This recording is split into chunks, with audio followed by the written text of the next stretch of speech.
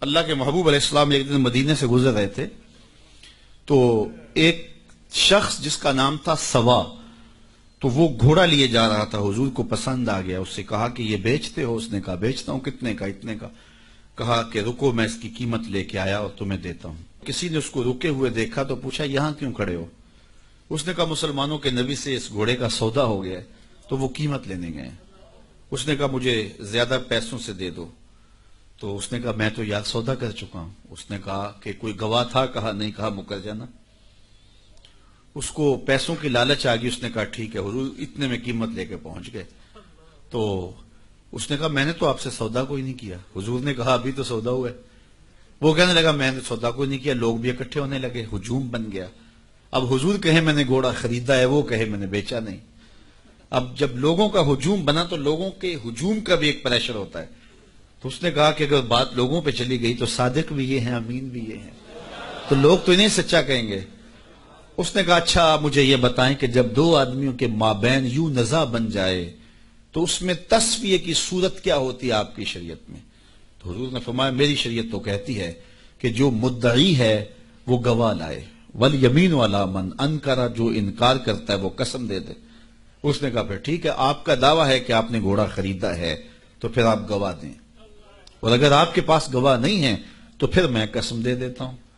جھوٹ اس نے پہلے بول لیا تھا، قسم دینا اس کے لیے مشکل نہیں تھا، اور اس کو یہ بھی پتا تھا گواہ کوئی نہیں۔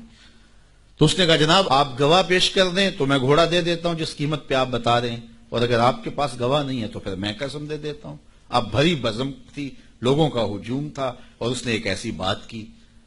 قبل اس سے کہ کچھ دیر گزرتی، حضرت حذیفہ بن یمان الانصاری رضی اللہ تعالیٰ عنہ آگے بڑھے اور کہا کہ گواہی مانگتا ہے؟ اس نے کہا جی میں گواہی مانگتا ہوں۔ تو کہا میں گواہی دیتا ہوں، جتنے میں حضور نے بتایا اتنے میں سودا ہوا ہے اور حضور نے گھوڑا خریدا ہے۔ اس نے کہا جی ٹھیک ہے میرا مطالبہ پورا ہو گیا، گواہی چاہیے تھی، درکار تھی گواہی، گواہی مل گئی۔ تو اس نے گھوڑا دے دیا اور قیمت اس نے لے لی۔ قیمت اس نے اپنی مرضی کی گھوڑے کے مطابق ہی لی تھی، وہ تو زیادہ پیسوں کے لالچ میں مکرا تھا۔ تو خیر اس کو راستہ نکلنے کا مل گیا، لوگ ہٹنے لگے تو حضور نے حضرت حذیفہ رضی اللہ تعالیٰ عنہ کو اشارے سے قریب کیا اور کہا کہ تم نے گواہی دی، تم تو موقع پہ موجود ہی نہیں تھے، تو تم نے گواہی کیسے دی؟ تو حضرت حذیفہ رضی اللہ تعالیٰ عنہ نے کہا حضور گھوڑا کیا ہے، آپ کے کہنے پہ تو ہم نے رب کی گواہی دے دی، ہم نے رب کو دیکھا تھا، آپ نے کہا نہ ہے تو ہم نے مان لیا، تو یہ گھوڑا کیا ہوتا ہے؟ تو حضور نے حضرت حذیفہ کا ہاتھ پکڑ کے فضا میں بلند کیا اور لوگوں کو کہا جانے والوں رک جاؤ۔ لوگ ٹھہر گئے۔ کہا کسی عدالت کچہری میں گواہ کی ضرورت ہو تو میری شریعت دو گواہ مانگتی ہے، لیکن جہاں میرا خزیمہ ہوگا، ہاں حذیفہ نہیں، خزیمہ بن ثابت انصاری رضی اللہ، جہاں میرا خزیمہ ہوگا وہاں ایک ہی گواہی دو کے قائم مقام ہوگا۔ فیض پہنچا اے رضا احمد پاک کا، ورنہ ہم کیا جانتے خدا کون ہے۔ میں اگر خدا سے ملنا چاہوں تو مجھے بتاؤ نہ کہ میں کدھر جاؤں، شرق کو جاؤں، غرب کو جاؤں، شمال کو جاؤں، جنوب کو جاؤں، نیچے سوراخ کروں، اوپر سیڑھی لگاؤں، کدھر جاؤں؟ آئیے ذرا قرآن کا اسلوب دیکھیے۔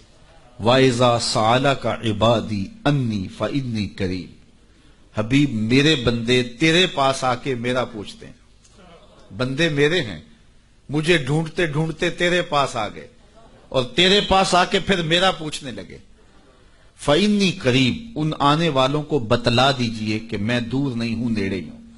فا تاقیبیہ کے بعد علماء تفسیر نے لکھا کہ کل مقدر ہے، یہاں کل ماننا پڑے گا۔ فَإِنِّي قریب اے فَقُلْ إِنِّي قریب، ان کو کہہ دیجئے کہ وہ دور نہیں، آگے ہو تو مل جائے گا۔ یہ ہے ترجمہ کل کے مقدر ماننے سے۔ لیکن صوفیہ فرماتے ہیں کل کو مقدر ماننے کی ضرورت ہی کیا ہے، بات ہی سیدھی ہے۔ حبیب میرے بندے مجھے ڈھونڈتے ڈھونڈتے تیرے تک آ گئے، تو محبوب جب تیرے تک آ گئے میں پھر بھی دور ہوں۔ میرے بندے جب مجھے ڈھونڈتے ڈھونڈتے تیرے تک جو آ گئے تو محبوب تیرے تک آ گئے ہیں تو میرے تک آ گئے۔